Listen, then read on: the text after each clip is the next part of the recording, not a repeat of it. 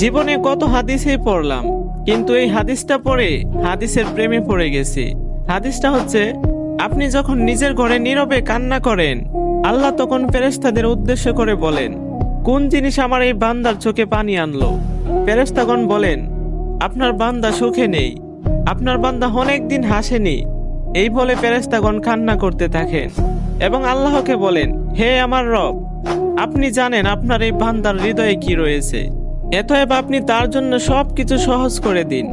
আল্লাহ বলেন, আমার এই বান্দা এমন কিছু জীবন থেকে হারিয়ে ফেলেছে যা সে অধিক ভালোবেসেছিল।